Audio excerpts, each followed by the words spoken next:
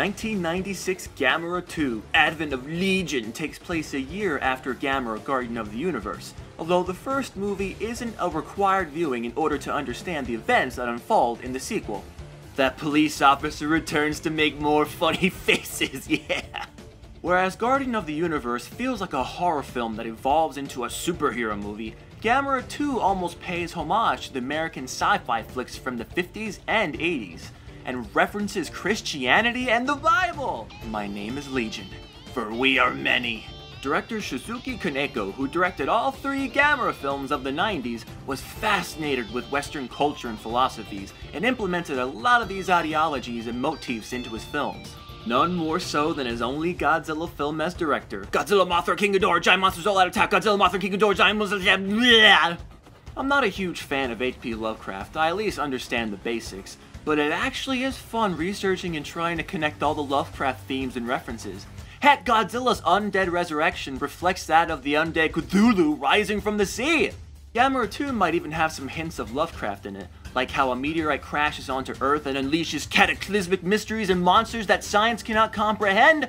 It reminds me of the short story The Colors from Outer Space, and how the Legion may be inspired from a Lovecraftian alien race named the Migo. Migo? Well, Migo all excited now, it's Gammy time! Yeah, his updated makeover is such a spiky badass. So tough. All he's missing is a motorcycle and a leather jacket, oh yeah. But Gammy really doesn't know what he's up against. The initial moment of the Legion swarming him uses horribly aged CGI, but after that, holy wowzers, that Gamera costume coated in the Legion is all practical and all amazing to observe. And they make quick yet subtle work of him. Ooh, it's no contest. Like I mentioned before, the film pays tribute to American B-movie sci-fi flicks from the 50s and 80s. You've got your dark, suspenseful moments of the aliens pursuing and slashing its victims, and you've got your scenes with educated people discovering and deducing how the alien monsters behave, as well as figuring out a way to stop a giant alien plant from spewing out its fungal spores! Because if it succeeds in doing so, it explodes, decimating entire cities in one huge fiery burp. It's devastating. The odds really seem against Gammy now. And whereas the military stood around and watched Gamera do their work for them in Guardian of the Universe, they really lend him a hand here for a decent chunk of the movie.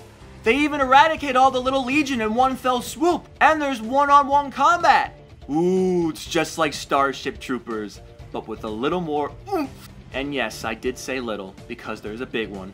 A really big one. Really big. One that can absorb Gamera's fireballs and emits a giant laser that chunks away Gamera's shoulder, and when it's really enraged, these laser-like whips of light start flailing about and stabbing Gamera! I'm still trying to comprehend this, but oh yeah, it's a good one. Good monster action, good fighting, good movie. The less said the better. You gotta see it for yourself. Gammy turns into Dragon Ball Z-like? Ooh. Even though my favorite is still Guardian of the Universe, and this is my second viewing ever of Gamera 2, I have to admit, I think I like this one a little more.